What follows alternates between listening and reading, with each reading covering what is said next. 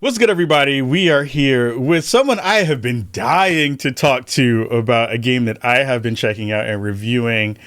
Please, please, please give your love and support to Carrie Patel, Game Director of Avowed. Carrie, first of all, so good to see you. It's been forever. We haven't seen each other since Outer Worlds. Yeah, it's great to be back. Great to talk to you. Good to see you. I've been watching all of your interviews with bated breath and sitting there and being like, I want my turn to talk to Carrie and talk about all the goodness that I'm getting a chance to check out. And today's our day. To see this, the universe has done what it's supposed to do. It has gotten us together to talk about a game that I'm very, very excited for, and a game that you are currently working on and ready to ship and ready to get out into the world, which is really, really cool. How are you feeling about, things are almost ready? Like we're almost at time. I'm thrilled. I mean, there's always a bit of anxiety, a bit of nervousness. You're worried about where's that one crash that nobody's found yet that everybody's going to see when we release. But in all honesty, we've been playing the game a ton, and even internally, like the coolest thing is to hear from the team that has been working on this game. I love my build. I'm having so much fun in combat. I'm finding things that are new to me in regions I have worked on, and I am so invested in the end state I'm getting to at the end of the game. Like, if the team that's worked on it is having fun, if this game can still be fresh to those of us who have spent years with it, I am so stoked to get it into players' hands. Yeah, I think that's one of the beautiful parts about game development, right? Is like it is almost like birthing a child. It's like giving that moment to the world where you're like, all right, here's the thing that we have all put all of our love and good vibes into, and now you get to go to kindergarten. Here you go. Yeah. Have fun, make some new friends. Yeah, go play in the sand table and go hang out and go do fun things. For folks who may not be familiar with the game in the fullest ways, I know marketing has been ramping up, and that's been crazy. The wild billboard that I saw in Times Square the other day, which was nuts and super cool to be able to see, and now it's starting to get the marketing machine is starting to roll out and get those things together. For folks who have been living under a rock and have not seen the goodness of the game, talk to me a little bit about what this game is trying to evoke. What's the kind of main thrust and pillars for what this game is trying to be, and what is it kind of giving to players? So the high line is Avowed is a first-person fantasy action RPG set in a wild and mysterious and magical land. Avowed is also a game that follows in the tradition of Obsidian RPGs, which to those of us at the studio, it really means that we place a huge emphasis on player choice. That means player choice in how you define and progress your character, player choice in how you role play moment to moment in dialogue with other characters, in how you choose to resolve quests, in the big meaty decisions and the little flavorful character defining decisions that you're making across the game. We really want to create an immersive and explorable experience for players, a world that engages the player's curiosity and then rewards that extra effort, and something where players have a really personal journey through the game. I think one of the coolest things about RPGs is because so much of your experience is based on how you choose to play, what kind of character you choose to build, what your moment-to-moment choices are, is that play experience feels so personal and so specific. I mean, one of the beautiful parts of getting a chance to kind of dig into the world and Obsidian games as a whole is that understanding of that world building and the RPG elements and how it's been a part of the pedigree of the studio to continue to embark on these large journeys and these adventures and have the player be at the front of that experience. What have been some of the biggest kind of learnings that you and the team have had across all these multiple games over multiple years that are kind of coming to the forefront in Avowed? Man, where to begin? I think one lesson that has been true on every project I've worked on is that you have to constantly be ready to iterate and ready to evaluate and honestly assess the progress of your own work. Game development is so multidisciplinary. You start with ideas that turn into paper designs, that turn into rough blockouts, that then eventually have all the fun things like combat and explorable spaces and dialogue. And you gradually layer in all these levels of detail. that make the experience, but you have to be ready at each stage to evaluate what you've done and really ask the question, okay, is this working? Is this still working? Is there something that would make this work better? Because I think the worst thing is to get so overly committed to an idea on paper that you can't be flexible. You can't bring out the best of it when you actually get to a game environment, when you're bringing in the talents of your colleagues and other disciplines, and when you're just looking at what it feels like to not just play this quest, but encounter this quest in a larger level, encounter this quest, on your journey through the crit path. Yeah, I think one of the things that I remember very fondly while playing Outer Worlds has been, just being able to feel like player agency is at the kind of main goal for what that game is. Like, of course, like you said, there's a kind of a golden path to get to what you would think of as like the end of that story and journey. But what has been so cool to be able to see throughout the lineage of Obsidian has been like, you can really like go and see the thing and then go do the thing in an actual way. Talk to me a little bit about, what is it like to, design for things like that? Because it's also a mix of, the things that you want players to see, that you're like, we want to lean you towards those things. But then there's always going to be things that you miss as a player, unless you were like a super completionist and you're like digging into every corner. Talk to me a little bit about the way you design for that, because that's been mind blowing to me how much stuff is there. Yeah, and you're absolutely right about something, which is that with a game like this, you really have to embrace the idea of missable content. You have to understand both that some players are going to want certain parts of your experience more than others, and that means that your combat-focused players may not have all the deep conversations with companions that you have, painstakingly written and VO'd. And it means that, some of the more dialogue and story-focused characters may not scour the map to find, some of the really good bounty combats that we've done, like the basically mini-boss style combats that are super fun, but some players will miss them. But what that means is it means that you can design and develop those pieces of content for the players who will opt into them and give those people the best possible experiences with them. Whenever we're looking at something like, whether it's on the scale of the entire game and understanding the player's critical path through the game, or of an individual quest, we always have to think of things in terms of basically gold, silver, and bronze tier information.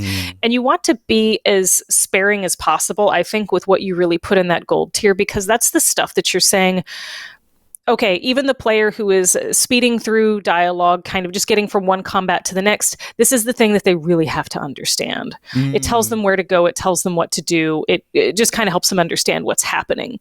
But you want to be as sparing with that as possible, because what makes roleplay interesting, what makes dialogue roleplay interesting, is letting players choose to opt into this additional context, letting players feel like they have discovered something by asking the right questions, finding the right nugget in the world. So you understand what's absolutely critical, you make sure that is unmissable, and you probably reinforce it a few times. You understand the things that are not critical, but pretty important to most players who are engaging with the game, and you don't make that required information, but you make sure that it is available and visible and likely in many places. Again, with RPGs, you don't always know what order players are going to encounter information in, what else might be distracting them when they come across it. And so it's important to reinforce anything that you really want to get across to the player. But honestly, some of my favorite parts of the game are really impactful, really important pieces of content that we have not put on the crit path. There is one in particular that I can't be too specific about that is discoverable, that has immense implications for the outcome of the region you're in, and even for your some of your story options later in the game.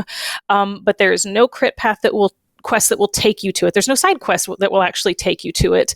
There are a number of hints and references you can find in the world to suggest that this might be something to look for.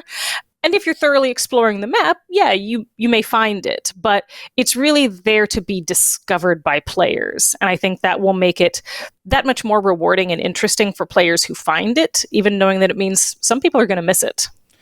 Now you've ruined me, because as I review this now I'm like, was that a thing? Is that a thing? I don't know, you'll find out. But that's great. Like, I love games where I don't fully get the experience laid out to me, right? Like, for games like this especially, and this is something that I remember in previews a ton. You know, when we got a chance to preview the game late last year, you know, there were elements of mystery in there. Of course, we had, you know, when you get set up for previews and stuff like that for folks at home, like, most of those things are very curated experiences. They like pluck you in and drop you into a very couple of specific parts of the game. You know, you're probably a little bit over leveled for those moments, because they kind of give you the stuff to kind of let you see how things work. But being able to have an understanding, now that I'm checking out the game in review, of what you just said, of like, some of these things are not necessarily bad to be missed, but they do add flavor to the overall experience, is really fantastic. And that kind of brings me to something that I've been thinking about and wanted to ask you, because I think you all are masters at this, is the world building aspects of how do you balance, and would love to hear your thoughts about the function of world building, which I kind of think of as like building those areas, those biomes, those places where you can be, that have their, you know, specific kinds of, you know, look and feel and all that, alongside how you build lore that comes into those small spaces of like, oh, there's a written note here, or a character you might meet in the wild, or, you know, a specific quest that you might get into there. How do you kind of combine those two things to make them feel cohesive? Because you're always in some space, right? You're always doing something and on a way to a thing, and then something else might catch your eye to go do it. But it also just adds to the overall feel of the space. How do you dovetail those things so well? So that comes back to iteration. You know, you start with guiding documents for whatever region you're developing, if it's a larger dungeon, for your dungeon. And that's kind of laying out, you know, the high level. What's the story that takes us through here? What's going on here? What does the place look and feel like? Both kind of what does the biome look like, but also what are the vibes that we want players to have here? And so you kind of start with these high level on paper ideas that will guide a lot of the specifics you develop. We had pitch processes for side quests for our region. So that's where folks on the team would kind of throw out different ideas for ways that we could, you know, expand on the story of this region in ways outside of the crit path, explore some of the, well, if this thing is going on, what else might be happening? Or what's another consequence of that? You know, it's just a great way to add more depth and more variety, while still creating something that feels like it's all kind of pointing back to the same big story, same big experience. So we go through that, we, you know, put the content in, and then where a lot of the really key refinement comes is just in looking at those levels moment to moment, in playing through them as a team, oftentimes in seeing how playtesters play through them, people outside the studio. You see what people notice, what people miss, what engages them and what confuses them. And a lot of the work that we do in those later stages is really about continuing to kind of shape and hone those levels, even the Overlands levels, in ways that guide the player's eye more effectively to points of interest without just pushing players there. Creating lots of little kind of valves and kind of either or kind of, you know, forks in the road, so that players aren't just moving through a space, they're constantly making choices. Am I going to go this way or that way? Am I going to keep going to my objective, or am I going to check out this thing over here? Just something that makes that decision making moment to moment feel engaging and feel like a natural outgrowth of their curiosity. And then some of the most fun stuff are these little vignettes, these little bits of found storytelling, these little bits of visual storytelling, where, you know, at that point we're so deep into the development of the content, you know, we understand what story we're trying to tell with this region or this overall experience. We understand like what the specific story of this dungeon is. And now that we have a little bit more time, we're looking at how can we refine that? How can we make this thing that looks like a discoverable nook, people keep checking this out. Let's put something here. We've got a lot of content that's kind of telling people about the danger of the dream scourge, but what about some little moments that show how people have tried to get away from it? And so that becomes the inspiration and the fodder for a lot of just additional little moments that let us fill out the world, create rewards for player exploration, and just bring everything together in a much more lifelike fashion. Yeah, the stuff I'm seeing that I won't talk about, and things I got a chance to check out in previews, really do pull that together. Like it was a really short amount of time that we got a chance to check it out initially, but all the things you were talking about really come through in really, really like profound ways, which I thought was really, really fantastic. Were there any were there any interesting learnings and surprises that you got while kind of having those initial playtest sessions that you were like, oh, this is a thing that players do often that we have to control for, or we need to guide a little bit better, or we need to build a system for to kind of, help a player be more, into the world and kind of more grounded in it? Yeah, I think one thing we've gotten from a lot of our playtesting, both internal and external, is kind of the need to ramp players up to enemies of different tiers. So one thing that makes Avowed a little bit distinct right now is that enemies don't scale to your level. Every encounter is hand placed with, specific units of specific difficulty tiers, and those are placed and spread throughout the regions in such a way that we know where players are entering the region, we know where their crit path is going to take them, and we're kind of radiating out the difficulty so that over the course of the level, the player is encountering more challenges that are going to encourage them to upgrade their gear more, to explore more, to find upgrade materials, to do more side quests, to get experience points so they can purchase new and better abilities, all that good stuff. So, for us, it was really about kind of massaging how we create those incentives to the player. And especially in the first region of Dawnshore, making sure that we are being really clear with the player about when they need to start looking at upgrades. Without necessarily throwing them at a hard difficulty wall. We went through a lot of iterations, about exactly how difficult those enemies in that first western area are and how they ramp up as you move to your first crit path objective. If you start trying to go to the east, you'll notice that there's kind of a wave of harder encounters and those foreshadow the even harder encounters that you'll meet if you keep pushing east. So kind of spreading those out, understanding, okay, the city of Paradise is in the center. We know the choke points where players can try to get around are going to be here, here, and here. Let's also put our tutorial pop-ups there so that just before players see these tier 2 enemies with their blue tags, they know, okay, this is what I'm seeing. This is why the combat feels harder. I should maybe explore, level up, improve my gear, and come back to this when I'm better equipped for it. I do like that as a game philosophy too, right? Where you're not gating the content and blocking it off for folks and being like, you literally can't go here until you have gotten your stuff together. But go ahead. I was just saying, you could go all the way through the game with your starting unupgraded tier 1 gear. I wouldn't recommend it, but to your point, you could if you had the skill and the patience for it. As a skilled player, I would not advise that. It might be a little bit hard for you to be able to do that. But I think that speaks to the greatness of the combat too. I think what I'm finding, and would love to hear your thoughts about, is I never feel like I'm hamstrung while I'm engaging with any of this stuff. And this is from when I had the chance to check out things in preview. And that was a main thing that we had discussed during that preview layer was try stuff.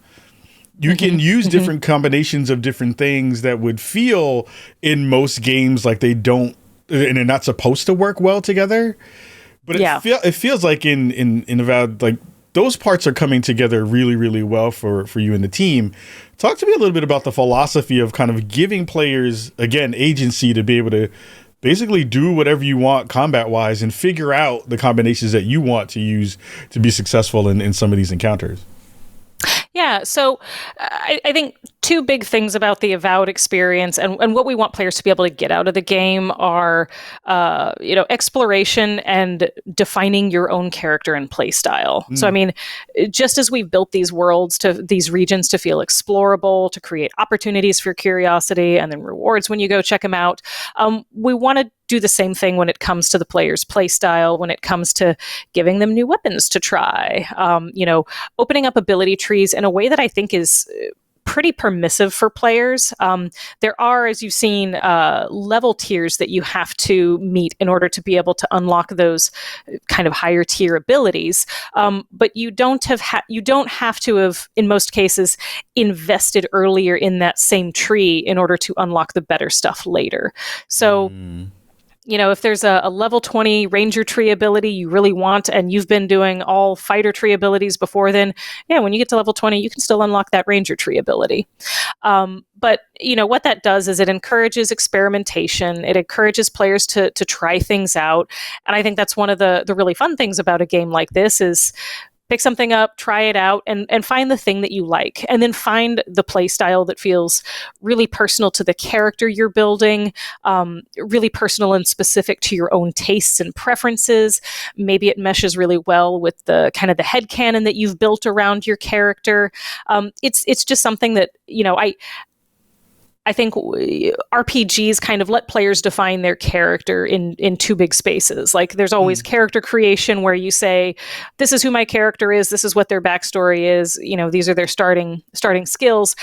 But then there's the moment to moment in the game when you're defining your character by the dialogue options you pick, the powers you spec into, the gear you upgrade, the gear you transmog and wear, and how you present yourself in the world, like all that fun stuff. And so all this is really just about letting players create an experience that is going to feel unique and personal to them each time they go through the game. And it feels like, I think most players have an archetype that they also kind of embody, right? Like most people have this thing, and I know this is for me too, of like, I try to go into most games playing the character as me, as if I was in these, fantastical worlds where I'm like, all right, if Khalif was in these places, what would he do? How would he talk to people? How would he engage with folks? But I love how, this game will give you the ability to kind of mix and match a lot of different play styles alongside, you having companions that come alongside for the ride too. There was a really fun poll that I think the Xbox team or the Avowed team put up on social media the other day, and they kind of listed some of the folks. We're not going to go into that because, again, too early for that. But how is it to build companions alongside the idea of what your main character is kind of doing, right? Like there's been a lot of talk in the spaces about like how much do companion characters kind of get involved in the way that you maneuver yourself and your character throughout the world? How often do they chirp? How often are their barks kind of given? What kind of role do they play outside of combat? I'd love to hear your thoughts about like how you all think about the philosophy around that too, because it's an interesting line to kind of to walk. Yeah. So when you're writing a companion, kind of one of the challenges from like the initial idea is that, you want these characters to feel fully fleshed out and fully developed, but also to be ready there to be support for the player. And you want them to have their own stories, kind of their own motivations, but you also need them to have credible and believable reasons for joining the player on their journey. And it's not that, it's in some ways very similar to the challenge we have of writing a story around the player character, where we're saying, yes, you're defining your character, you're going to choose what you're all about and your outlook, but we have to give you a story and an experience that is compelling and existential enough that we're saying, whether you're a hero or kind of a jerk, you're motivated to do this. So, with companions, we want to make sure that we are balancing that that sense of individuality as a character with kind of a real investment in the player and in their story, and not pushing too far in either direction. It's also great to have a roster of different types, like different personalities in the world of Aora, different species, different party and combat roles, to let players both find, what's most complementary to their play style and just what suits their taste best as a character. One thing that we wanted to do with Avowed is make companions a much more central part of the experience. So in a lot of our previous games, companions have essentially been optional. Like, you can play all the way through Deadfire and the Outer Worlds and Pillars 1 solo with no companions. And some players prefer that. But, we end up investing so much in these characters. One thing that was really important for Avowed was creating the sense that you're this small band on a journey together. And that meant that they had to have such deep stakes in the adventure and such an important role in helping the player character through it, that we had to give them crit path moments at times when we knew they would be part of your party. We had to just count on involving them more than we had in previous games. And that means, they do have chirps and interactions and quests and dialogue throughout the game. They also serve a very useful structural function throughout the game in these interregion party camps, where as you're traveling from one region to the next, you've typically wrapped up one crit path thread, you're embarking on another.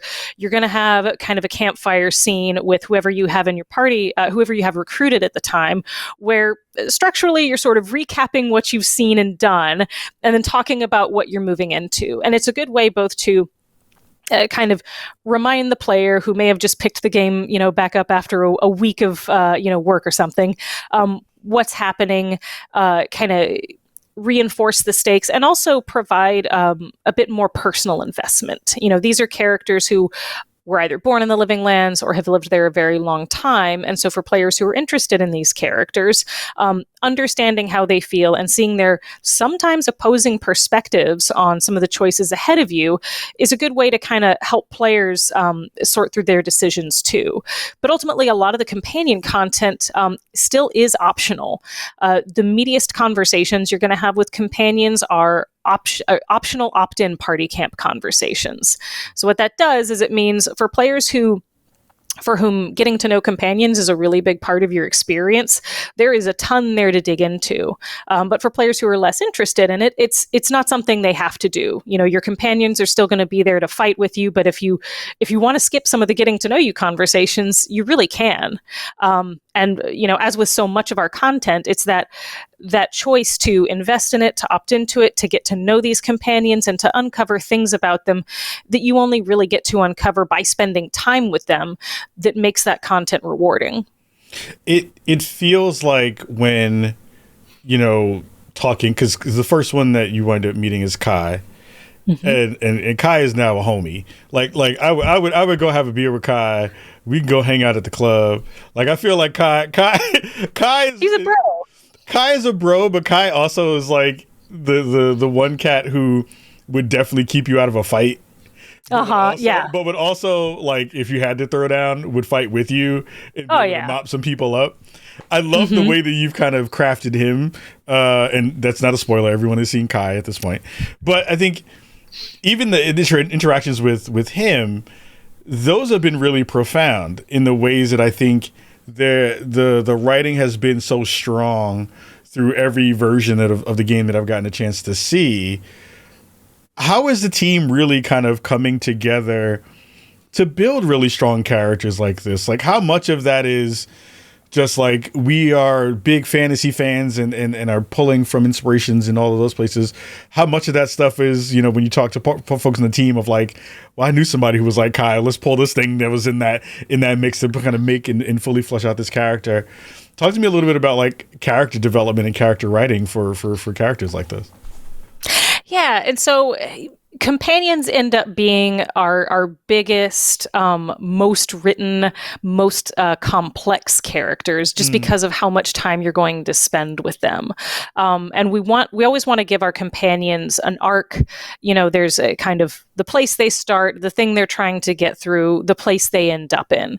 And those things are going to be somewhat influenced by the player's involvement. Again, if you're talking to these people, if you're getting to know them, if you're kind of helping to guide and nudge them and make decisions that feel meaningful to them, we always want players to see that reactivity, not in ways that feel so on the nose that it starts to gamify the experience, but in ways that feel subtle and believable and human. And, we take that approach with our side quest characters too. I think one thing that really sets our games apart is, particularly in the universe of Pillars, we try as much as possible to really invest human flaws, human virtues, human qualities in all of our characters. We're not trying to put everybody on a good versus evil alignment matrix. We're not trying to create characters that, represent pure ideas, pure virtue, pure evil. We're really trying to create complex people, the best of which will have, glaring flaws at times, and the worst of which will occasionally have a reasonable point to make. And so it's by allowing for that complexity, kind of trusting the player to sort through these characters, to sort through the situations that they're finding themselves in, and to kind of find their own North Star through some of these conflicts. It's by trusting players to do that instead of saying, see, we've made you the good guys and the bad guys, and now you can go do the thing. It's like, you know what you're looking at. You figure out what you're going to do with it. Yeah, I mean, and I think most players like to be in those shades of gray anyway, right? Yeah. Like it gives you more ability to poke at systems and play around with things and kind of move in spaces that you might not necessarily do. Again, if you're embodying that character as yourself, it gives you that role play ability to be like, oh, I can be a little naughty here. I can be a little mean here in ways that are interesting. How much are you seeing that in studio as well? Like when you're having those internal play tests of like people who you're like, that person is a really chilled out person. Why are they being so mean in their playthrough? Yeah. Like, how's that been for internally as well? It's been great. We've had people kind of finish one playthrough and start another, and they'll say, and this is the one where I'm going to be a sassy jerk, or, and this is the one where I'm going to be align as closely with the antagonist as I possibly can. So it's fun to see people really pushing at the bounds of that role play and, trying different characterizations, trying things that are outside their comfort zone. I think sometimes getting to be a little bit mean, a little bit of a villain, maybe just even a little bit of a sassy jerk is super cathartic in a game like this. And we've had some wonderful threads on our internal Slack where people have posted kind of some of the most amusing, the most aggressive, the kind of meanest but funniest player response options in chat. Like, oh, who wrote this? This is fantastic. I mean, it also kind of brings up the question of how do you balance out, and this tags a little bit back to kind of, quest building and things like that, but how do you all kind of determine as well, like, what are the things that are going to be those moments of, those sentimental moments or those comedic moments or those very, like, quest-driven golden path, we need to get you to a place kind of directives. How do you all think about balancing those things out, too? Because that must be really, really hard to be able to do that over the course of a very large game. It is, and you probably know I'm going to say iteration is part of it. Yeah. I mean, you said balance. Like, you do really have to start with this idea on paper of, if we're building this region and, these are kind of the crit path things we know we're going to have, where can we find some room for variety? If this is a relatively serious part in the story, we don't want to make a joke out of things, but can we find some opportunities for humor, levity, or maybe even just novelty? Sometimes, just showing players something that feels different, feels a little unusual, can be enough to create some really meaningful distinction in their experience. But, you want to start out with an idea of that range and breadth in mind. And as and same thing with the companion character, right? Like, even the serious characters need to have moments of humor. Even the humorous characters can't entirely be jokes. There has to be a real believable human core beneath all of that. And so, as you develop, as you start to place this content in the world, you get a sense for how players experience it as they move through the game. So, one thing we did quite a bit of iteration on is particularly looking at where we were placing side quests particularly with respect to the expected crit path routes that we knew people were going to take. One of the challenges we had to overcome earlier on was, finding that people even on the team, we weren't finding our side quests. We'd play a region and people would say, okay, who did these side quests? And wow, why is everyone missing these? And the answer is in a lot of things, but again, part of it is that really intentional placement of content so that you're never telling the player, hey, you have to do this now, but you're saying, look at this thing over here. Maybe you want to check it out. Part of it is in the way we kind of choreograph NPCs in particular spaces. If you have kind of two NPCs that have, actual names over their heads in a space with kind of a bit of a clearing around them, that's going to draw the eye in a way that you won't necessarily if you're just looking, at a bunch of benches and tables where you have a bunch of nameless NPCs seated. So there's a lot of thoughtfulness and a lot of intentionality about placing this content in such a way that you're breadcrumbing the player from one experience to the next. And again, in a way that they're always opting into those choices and opting into that additional discovery. I mean, I can say, again, no spoilers here. That works really, really well. Like, I think, hearing you talk about it in those ways and then the experiences that I'm having, that those pieces do come through really, really well in the way that you're building that out for the player. So that's really awesome. You talked a little bit about pillars as well. I think folks who are familiar with the Obsidian brand and games that you all have made know that there is some connective tissue here between Avowed and Pillars. So tell the folks at home a little bit about, as a person who have not ever played Pillars, I've never had a chance to play it. Maybe this makes you want to go back and actually go and enjoy that. But for folks who have, what should they have an expectation for and how those two worlds are kind of coalescing? So Avowed takes place in Aora, which is the same world that Pillars and Deadfire are set in. It takes place on the same timeline. It is technically a few years after the events of Deadfire, but all of our standalone games have taken place in different specific settings in the world. So Pillars took place in Deerwood, Deadfire took place in the Deadfire Archipelago, and now we're in the Living Lands. So what that does is it allows us to, tell a self-contained, cohesive story that is still obviously connected to the wider world.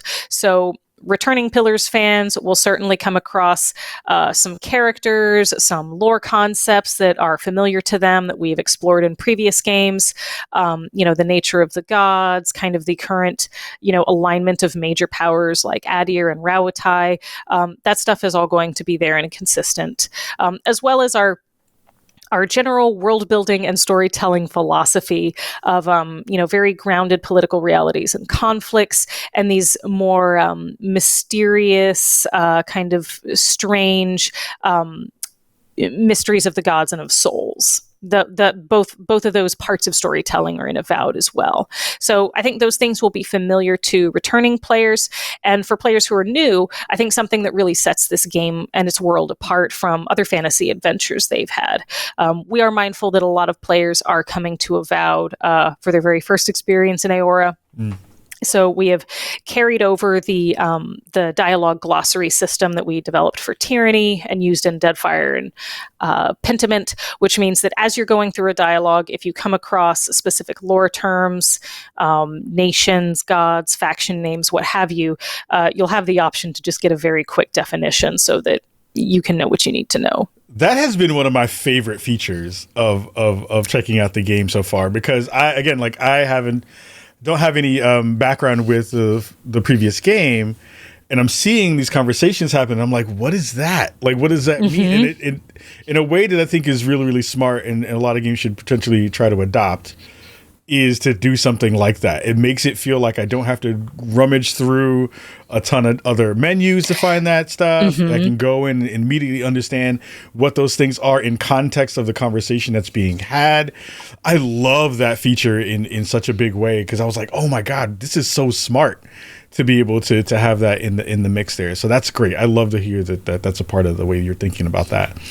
I do want to talk about art, because the game is beautiful. Like, when they talk about the beautiful corner, that they talk about the dev spaces, like, it feels like every corner is the beautiful corner in this game, and it's really, really fantastic. Talk to me a little bit about like what were some of the thought processes of not only building such a beautiful landscape for folks, but how that also kind of continues the lineage of what Obsidian has done in the space of building such fantastical worlds that you just kind of want to envelop and embody in a lot of different ways. Yeah.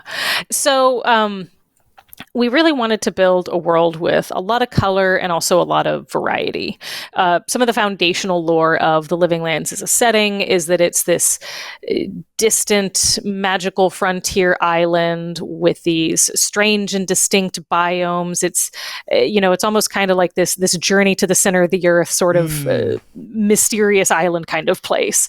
And so we wanted to really bring that to life in the color, in the level design, and also in the diversity of biomes.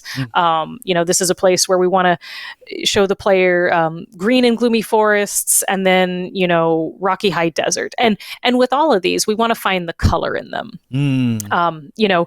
Pillars 1 was both the color palette and the tone were a bit more on the gray and grim side. And one thing we really enjoyed when we developed Deadfire was leaning into the color, leaning into the variety, while still, maintaining the seriousness of the threats and the conflicts in front of the player. A lot of us come to gaming to, get lost in new worlds, to feel like we're really discovering and exploring something different. And, while it's not the right choice for every game, I think there's something really wonderful about allowing there to be a lot of beauty and a lot of visual appeal in a world that you're exploring. So, another thing we kind of wanted to lean on was just how things can be both beautiful and dangerous at the same time. And that creates a sense of appeal, a sense of wonder, a sense of mystery. If you look at the most poisonous tree frogs, the most dangerous snakes, like they're intensely colorful. They're dangerous, but they're also beautiful. And if you look at something like the Dream Scourge, where you've got sort of this fungal gunk kind of taking over corners of the world, people, animals, it's a little bit disturbing. It's transformational. It's mysterious. We don't know exactly what it's doing, but it's also kind of pretty in a weird way. It has this soap bubble iridescence. And, I hope what it's causing players to ask is, what exactly is this force? How much do I want to fight this? How much do I want to understand this? It just creates a lot of nuance and a lot of, I think, wonder for players as they're moving through the world. I will give you and the team much kudos for that. And I love the way you describe that, because my wife was in the room.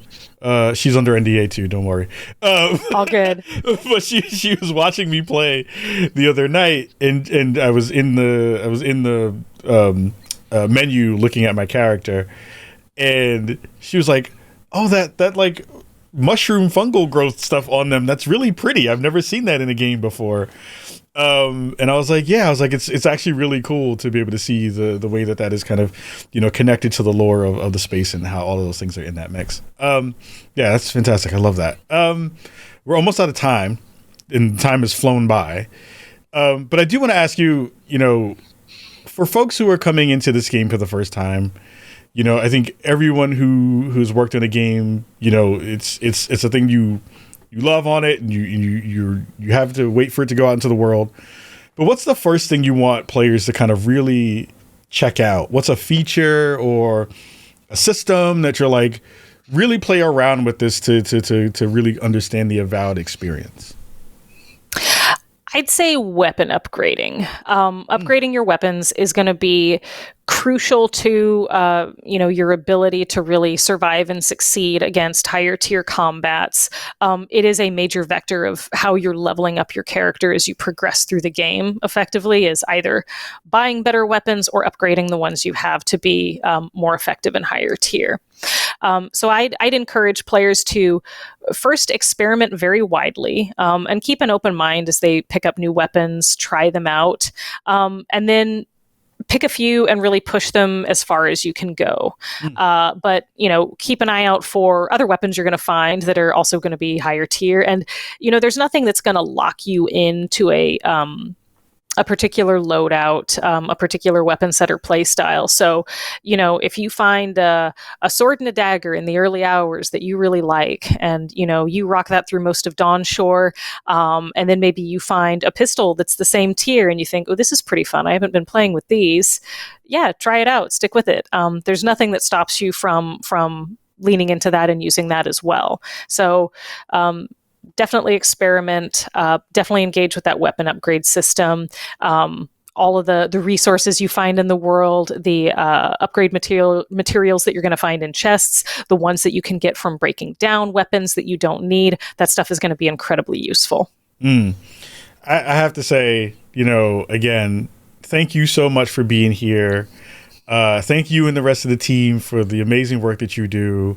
It is a pleasure to have you on the show, and anytime you want to come back and rock, and I really do hope that we get a chance to talk more about this after reviews are out, because I have so many things to ask you about stuff that I got a chance to see and play and experience. Let the folks at home know when the game's dropping, and give them the space to be able to say, hey, we're gonna go cop it. So we're releasing on early access on February 13th, and we will be in full release on February 18th. So that day is coming soon. Ooh, that is coming up real quick, real fast. The time is going to fly from now until then. Carrie, thank you so much for being here on Spawn on Me. It's a pleasure to see you. Hopefully we get a chance to hang out and chop it up again very, very soon. Everybody at home, definitely go check out the game. You'll get my review on the 13th as well. I'm trying to hustle my way through this bad boy as much as I can and pull it in and all the goodness that's in there. So you'll be able to check that out very, very soon as well.